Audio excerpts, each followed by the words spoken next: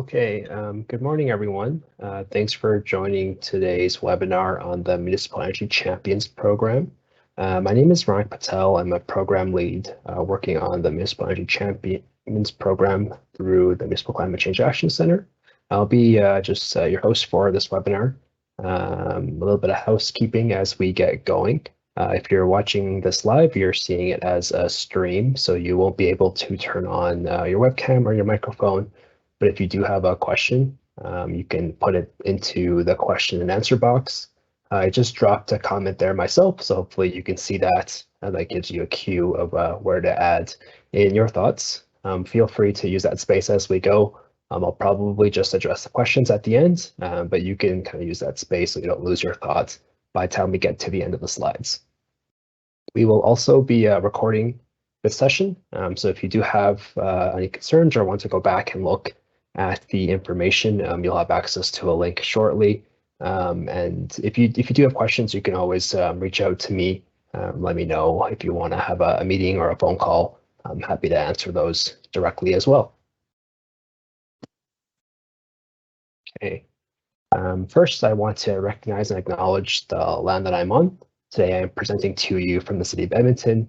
The lands of which Edmonton sits and the North Saskatchewan River that run through it have been the site of natural abundance, ceremony and culture, travel and rest, relationship building, making and trading for Indigenous people since time immemorial. I would like to acknowledge the many First Nations, Métis and Inuit, whose footsteps have marked these lands for centuries and whose presence continues to enrich our vibrant communities. If you're not familiar with the Action Center, a little bit about us. The Municipal Climate Change Action Center was founded in 2009, and it's a collaborative initiative between Alberta municipalities, rural municipalities of Alberta, as well as the government of Alberta. In our 12 years, we've helped support over 700 projects that focus on community-scale climate action in Alberta. These projects combined have over 500,000 tons of emissions avoided with them in their lifetime. We also estimate that we've helped create over 600 full-time jobs and $104 million in energy savings. So we're hoping to continue some of this work moving forward and supporting communities in addressing climate change locally. For today's agenda, I wanted to just start by giving a quick introduction to energy management. Not to explain the whole concept, but just provide some context, and that will help kind of frame the discussion around the program. So from there, I'll go into what the Municipal Energy Champions Program covers, an overview of it. This is the third cohort we're looking to host, so I'll just talk about the previous cohorts briefly, then I'll jump into some details around timelines and program steps, as well as the overall outcomes that we hope to achieve. And then for folks that are interested in applying, I'll just review how you can apply. And as I mentioned at the beginning, if you have questions, we'll address them at the end, and please leave them in the Q&A box that you see. Okay, so here's a figure on energy management. Energy management really is an approach to continuous improvement. It's used across different industries or different sectors. But the kind of basics of it are pretty similar, as well as the core goals.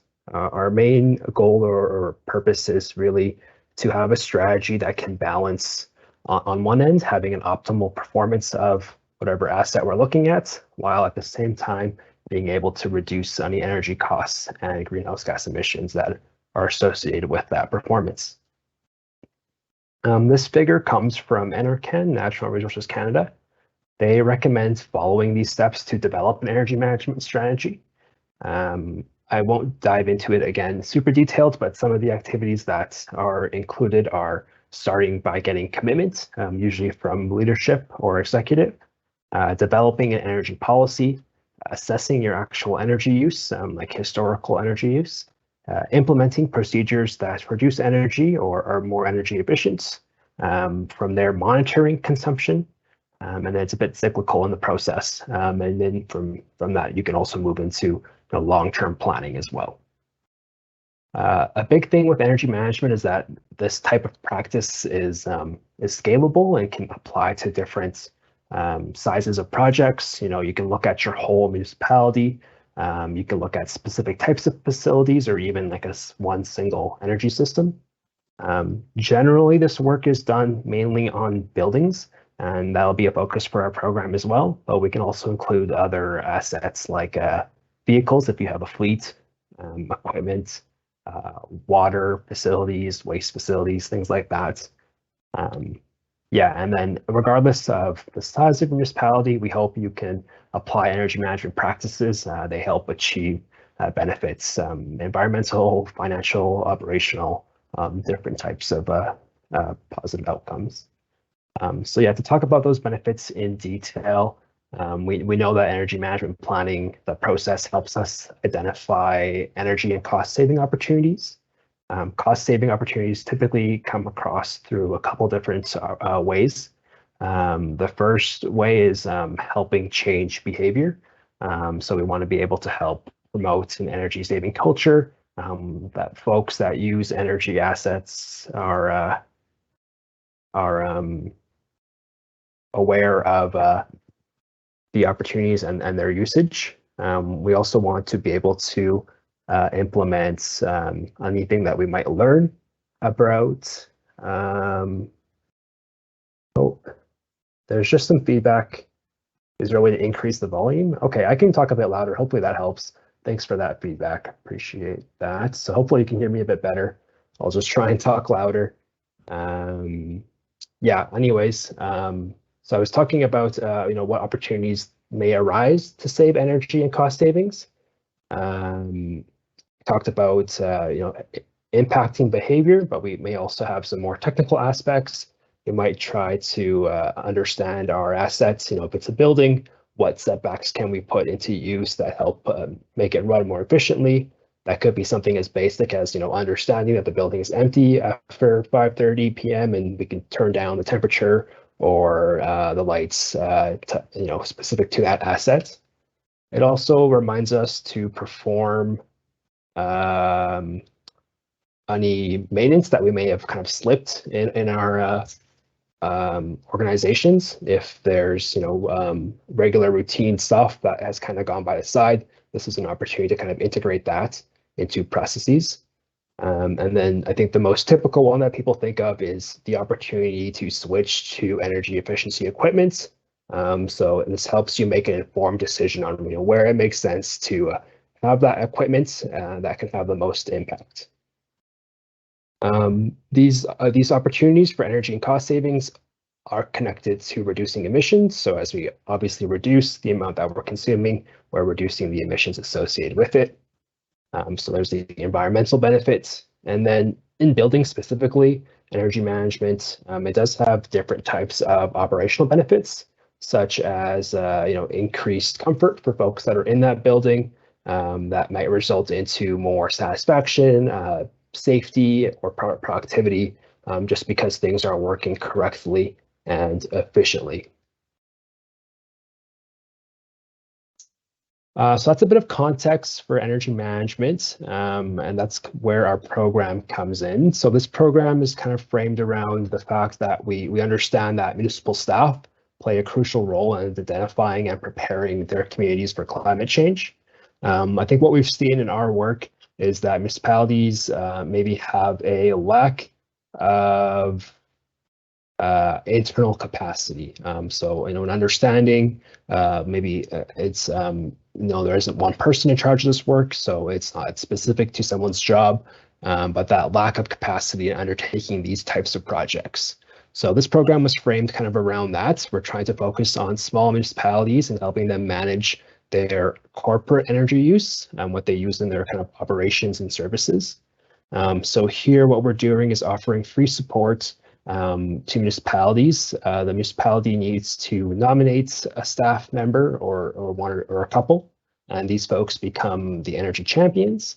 And these champions will be able to add long-lasting capacity, hopefully positively influence operations, and they'll leave with a better understanding that can help identify opportunities for energy consumption reductions and cost savings. So we do this through education delivery, a couple of different workshops that we hope to host. We also provide technical support and coaching, and this kind of is done through a couple of steps over a 9-month program. And then overall, these things kind of combine to build that internal capacity and leave you in a spot where you can better manage and reduce your energy consumption. Okay, so I wanted to highlight the pilot program, which kind of preceded all of this work. So this was back in 2020. We had 6 municipalities start on this program, working with us to kind of flesh out a pilot. So again, staff here were identified to take on that champion role, and they received training, technical support, and coaching to build their capacity. The 6 communities that joined us were Brazeau County, the towns of Valaire, Thorsby, Two Hills, Whitecourt, as well as the regional municipality of Wood Buffalo. There's a little quote here from Yanni at Wood Buffalo, who was the champion there. But you can learn more about this pilot. I did write a showcase about it on our website, so you can find that. That's mccac.ca and follow the project showcase link. One thing I wanted to kind of talk about here before going on to the next cohort was, I think most folks remember March 2020 as a time that things changed drastically in the way we kind of interact. So I really wanted to thank these folks for kind of working through COVID with us. Obviously, there were shifting priorities at the time, but we were able to kind of still deliver a fairly successful program. And I think folks saw value in what was offered to them. And I think it was based on that success that we did offer a second cohort. I had a colleague join me for this cohort, so we did accept 9 municipalities. They were the Village of Champion, the town of Innisfail, Nehill County, the villages of Lindale and Longview, the Municipal District of Peace, number 135, and then the towns of Rocky Mountain House, Slave Lake, and Westlock. So again, these folks worked with us. They provided us feedback at the end. So the program is now back for the 3rd cohort, and it's based on some updates that we received, as well as continuing to navigate through COVID almost 2 years later here. So this is a kind of a snapshot of how the program works. There's kind of 5 main themes or categories, and I'll dive into each of the steps in detail, but we start just by having the program launch, and we'll move into scale building, expanding on those 2 slides that I shared into a more detailed 2-hour webinar or workshop about energy management and the basics of that. We'll do some early scoping and baseline assessments, and then we'll move into the bulk of the work around energy management.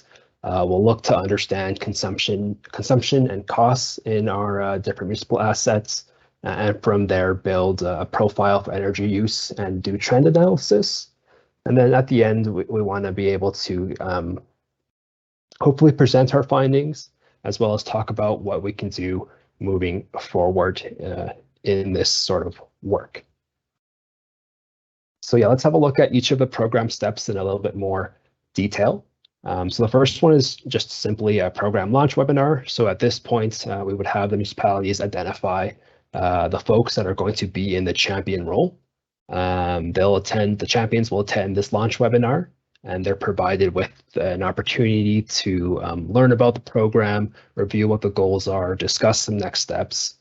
We can answer questions if there are any from the champions. And then something that I think maybe wasn't initially wasn't initially a plan of this, but it became kind of a value add, was having opportunities for folks to network with each other.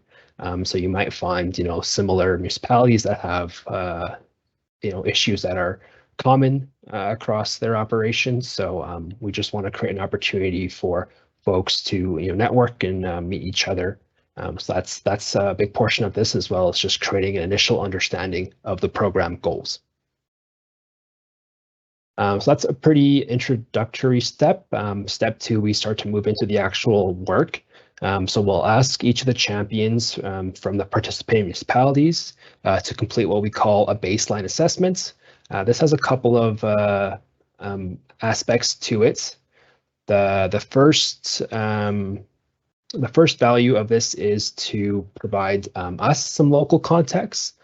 So we look at, if you have any existing energy management practices, how do you handle paying your bills, things like that. It just gives us an opportunity to kind of tailor the program to your situation. We'll also start to define the scope. So this is something that the champions will eventually determine, but we want to think about, what assets are we going to look at? What time frame are we going to look at? And with that also comes the identification of any key stakeholders. So who's in charge of these assets, who makes decisions, things like that are all important parts of the assessment as well. So while we work on the assessment, we'll also introduce the first scale building or educational activity. So this is a workshop, or probably a webinar. We'll see how the public health situations work, but we know that a big key in achieving integration of this kind of work is building awareness. So we want folks, that make decisions, if that's staff, if that's elected officials, to understand the potential impacts of this work, and we want to be able to help them understand where to go for help and resources. So here we'll ask the champions to kind of identify who they think makes sense to attend this session, and we'll help organize a webinar to cover some general topics.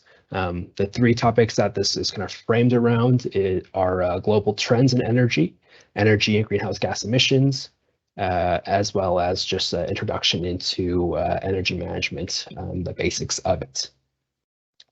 So yeah, again, this is for anyone that's sort of flagged as a relevant stakeholder, staff or council, and we'll work on a schedule with the champions.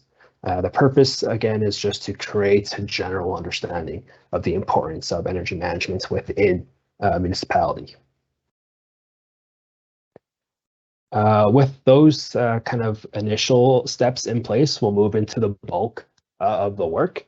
So the champions will work with you to collect the information on, where, when, why, how energy is being used in your operations.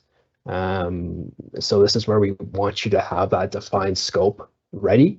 So what do you want to look at? Do you have an initial understanding of what's important? Maybe you work in a certain department and you want to look at, just those facilities, that'd be fine too. Whatever kind of works the best for your municipality. If you have an existing inventory, you might not find a lot of value in this, but we can look at that, and maybe if you want some feedback, some external feedback on any existing systems, I can do that with you as well. But yeah, this step mainly is focusing on helping you kind of collect information and understand, where that information is stored, if there's any gaps, as well as, just understanding the scope that you want to look at. Okay, so with that data from our energy bills, from our cost records, any other data sources, we will establish an energy profile for our defined scope of work. So again, here, kind of the detail and the quality of analysis is kind of dependent on the scope, but we'll do what we can with what's flagged as important assets for you. Basically, analyzing data, it gives us a way to determine trends. We're looking for trends in energy use, and trends can give us a better understanding of the factors that go into energy performance, as well as identifying steps for reducing energy consumption. There's a couple different things we can do in terms of trend analysis. Some folks just want to have use profiles. So, how do they use energy from month to month? We can identify any consumption peaks and valleys, And do they make sense? Are they related to operations or key events? If they don't make sense, that might be a flag for an actual investigation or an actual project. Some folks want to compare performance. We can compare against some best practice standards. We can compare against historical performance, so year after year. We can compare if you have similar types of buildings or assets. We can do a comparative analysis between those different options here based on what you want to look at. The graph on this slide is just a stripped down comparison of the historical performance. I think it was in some sort of office building, and we just looked at 3 years of data, and we saw pretty similar trends. So just a stripped down example of what we will end up looking at. Some folks want to assess the financial impacts. So if this is important to you, we can look to identify areas of high cost energy use. If you have multiple assets and you're not sure what to prioritize, that's a way of prioritizing. Some folks, if you're rural, maybe this might be irrelevant to you, but you might want to understand the demand versus connection costs. So we can look at that as well. And then one of the things I think has been some feedback from the 2 cohorts already is that visualizing this work is really helpful in terms of understanding where we don't have information. So where are those data gaps? So you might find it useful to just find out areas that you need more information here, and we can talk about what we can do in the future to set up a way to collect and fill those data gaps. Yeah, so this step is probably the most technical of them all, and might take the most time, but we'll work together to understand that tracking and recording energy use can allow for us to have comparison.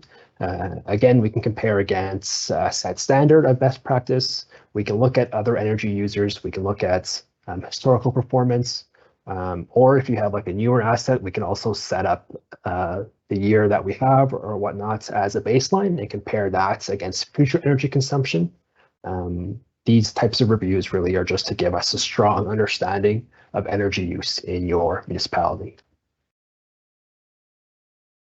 As I mentioned, we're going to focus mainly on buildings, and that's kind of shown in this step. So we won't specifically recommend opportunities to you, but we want to make sure that you have the folks that participate have the resources to do so. So we'll give you some resources that can help conduct simple assessments or walkthroughs of your own buildings. A walkthrough doesn't replace an official energy audit, but they can be a valuable opportunity to just check that everything is working as it should be. And that kind of goes hand in hand with the idea of doing our trend analysis. Our walkthrough might also be another indication that we need to perform our scheduled maintenance that we maybe have slipped up on. So doing preventative measures as well. And then, yeah, if you have a building specifically, it might just be a great opportunity to just look for some simple improvements. If it's a low cost or no cost issue, especially if your assets are managed by one person, things can kind of slip up. So this is just a good chance to think about those low cost or no cost opportunities. We will also, like I mentioned at the beginning, we'll also spend some time thinking about how behaviors impact energy consumption. We want champions to understand how users interact with their assets and buildings, and if we can try and maintain that comfort level in a more efficient manner. So this step number 6 is all about giving you some information and knowledge on how to look for energy efficiency opportunities in buildings primarily.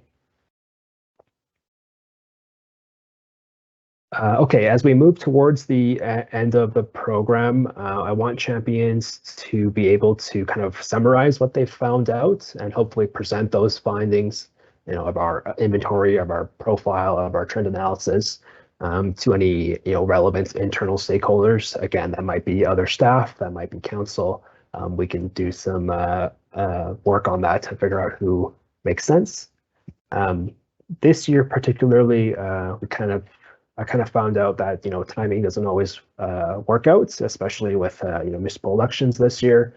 Some folks weren't able to find the time to present, so instead, what we did with those folks was just helped prepare presentations or reports, whether a Word document or a PowerPoint or even just like a well-labeled spreadsheet, something that can be used in the future. So we can do that if you'd prefer to just have something ready and don't have an opportunity yet. We also looked to create some sort of like commitment or schedule to kind of do this work ongoing. The idea of updating your inventory and doing trend analysis regularly and just having that practice is important as well. We don't just want to do it once here and then never do it again. So that's an important part of building an energy management strategy.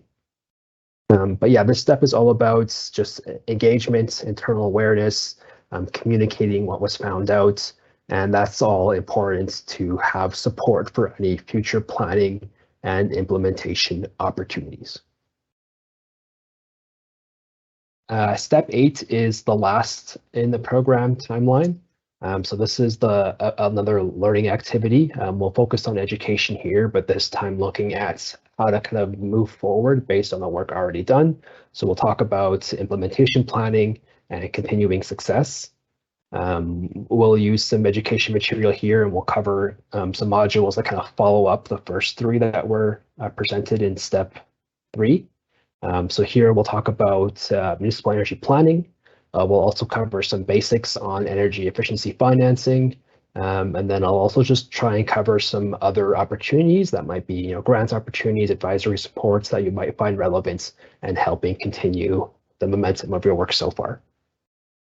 Here we'll probably have all the champions participate in the learning sessions together again.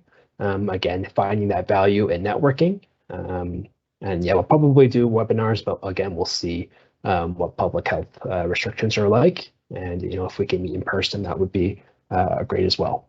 But yeah, the goal of step 8 really is just to help you understand an approach. Once you have some of this background work in place, how do you make a plan? So hopefully folks can leave this session with a feeling that they're ready to move forward in that work. All right, so that was a detailed look at each of the 8 program steps. Hopefully you can kind of see how those connect, each step connects to program outcomes. But we want municipalities to understand the importance of energy management. We want them to be able to better track and manage their energy consumption. We want to help them move forward in the planning process around energy consumption. We want them to understand financing options that exist to help offset costs of energy projects. We want to help municipalities understand how to identify these opportunities, as well as develop an approach for energy management initiatives. We want municipalities to have more of a planning process, being a bit more proactive and stop being reactive. So yeah, if you are interested in applying to the program, it's open for the 3rd cohort of municipalities. A couple of steps I would say in applying. First, I would encourage you to read the guidebook. The guidebook is kind of similar to today's presentation, just looks in detail to how this program works. But yeah, have a look there and I guess understand what's entailed in this program.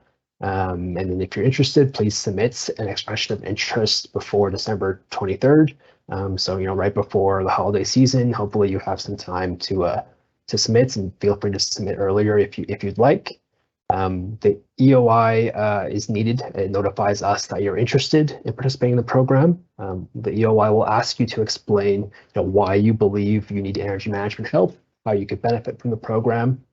If you have questions or even just want some help filling the form out, please let me know.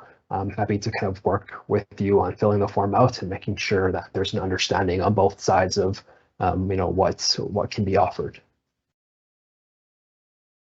Yeah, some details on the expression of interest. So I'll be screening the expressions of interest after the deadline. I'm again looking for 6 municipalities, trying to gauge the 6 that are best suited to participate in the program. I did want to just note and put some emphasis on that completion of an EOI doesn't secure your place as a participant. I'll be following up early in the new year to notify if your EOI was successful or unsuccessful. So yeah, please, I guess, keep in mind that this program is designed to support smaller municipalities that have been unable to traditionally engage in energy management, climate change planning, or other programs that are offered by the Municipal Climate Change Action Center. That being said, any municipality is open to apply. I'd recommend that you fill out the expression of interest and just share information. What's your rationale for applying for this kind of support? We'll also look to gauge your commitment, how many staff members will be involved. And then I'll be reviewing each of the applications, especially trying to understand, how the justification of need is being presented. I'll be accepting program participants at a case-by-case basis, again, to the 6 spots that are open for this cohort. And some of the criteria that are kind of at the top are, what is your perceived need? So please, describe your need for energy management support the best you can.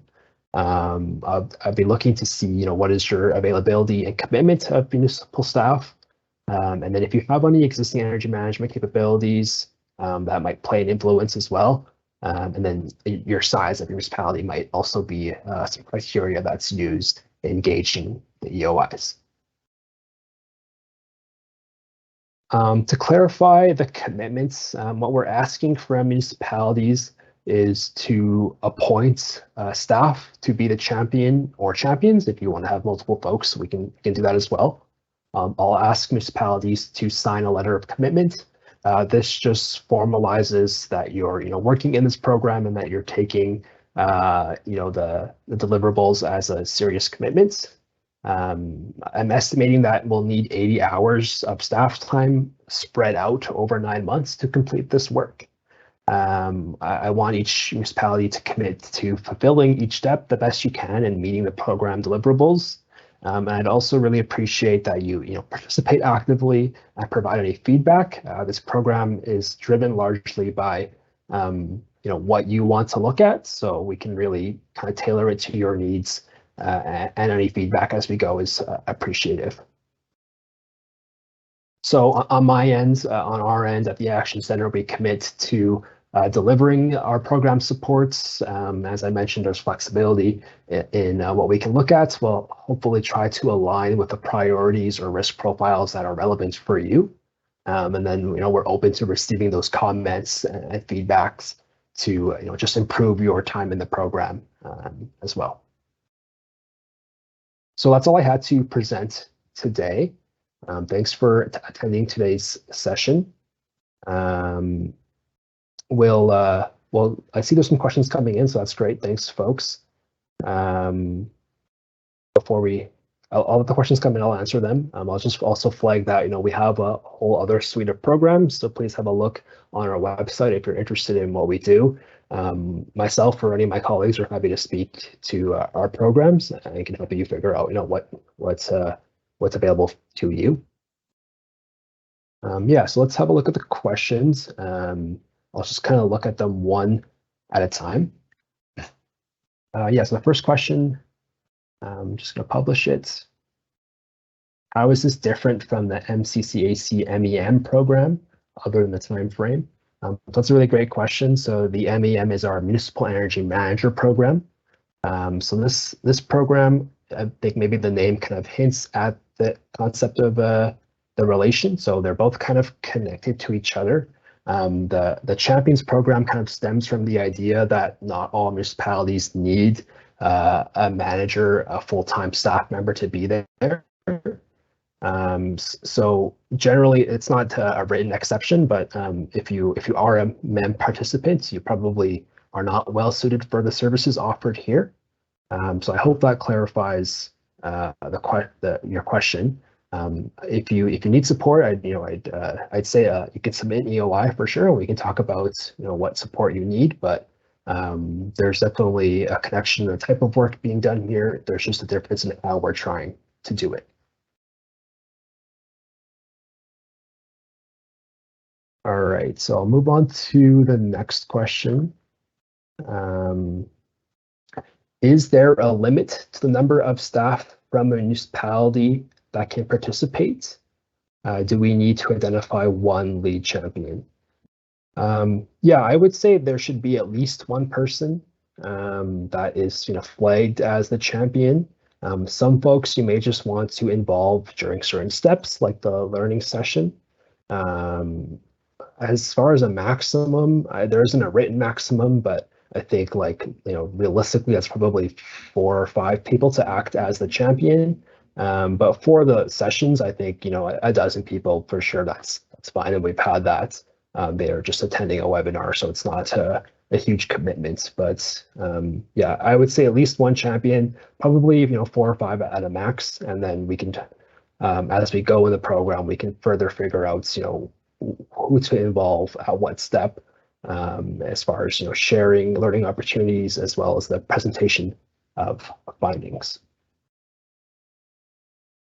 Oh, okay. A couple more questions here.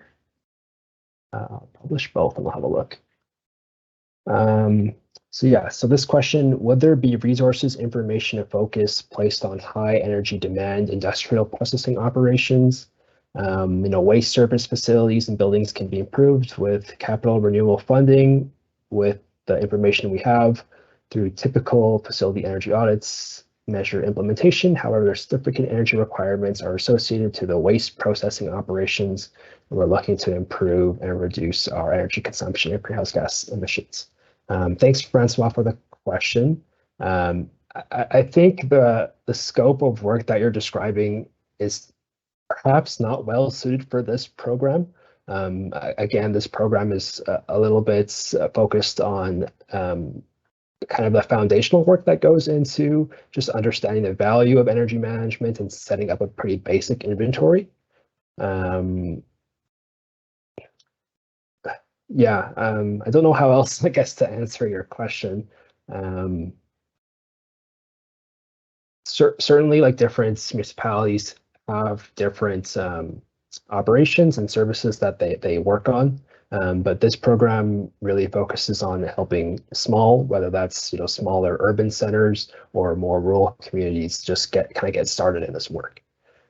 So I guess the answer would be no in the context of this program. But it sounds like the work that you need to do is pretty important in terms of the scale of work. So I hope you can find an opportunity to work on waste processing and finding efficiencies there. A question here on the difference between energy, between how this program is different in comparison to the Certified Energy Manager training. So yeah, the Certified Energy Manager training is like a certificate you can get in this work. So this is more kind of our work here in the MEM program is a little bit more informal. It's not, a traditional kind of training opportunity. You're not receiving like a certificate at the end or a designation. But some of the education opportunities, the 2 learning activities, the material in them were written for us by CET, who are the same folks that run the Certified Energy Manager training. So there's some overlap, I guess, in content.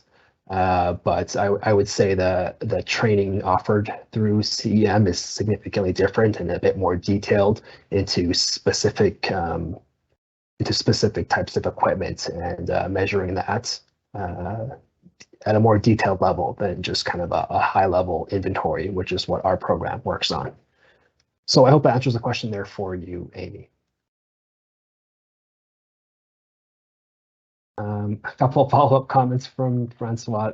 Yeah, is there a follow-up program? I'm not sure. Maybe if we can connect offline and we can try and talk about other opportunities. We don't have a program for this, but there might be some other opportunities that exist, Francois. So yeah, please let me know. I've left my contact info here. So please, if you have a follow-up question, you can email me or phone me we can talk offline there as well.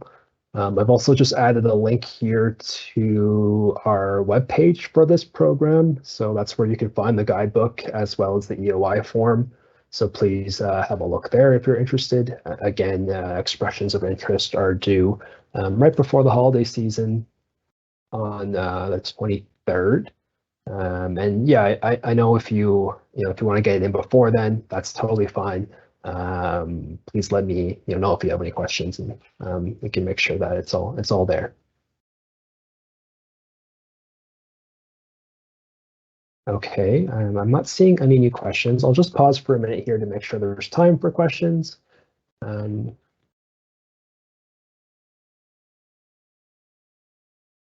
Yeah, if not, thanks everyone for attending today's session. I hope you found out a little bit more about what this program entails. We're excited to have it offered for a third cohort, and we're trying to fill a gap that exists for some smaller communities. Yeah, if there's no more questions, thanks for attending, and yeah, I hope everyone has a good rest of your day here. Great, thanks everyone.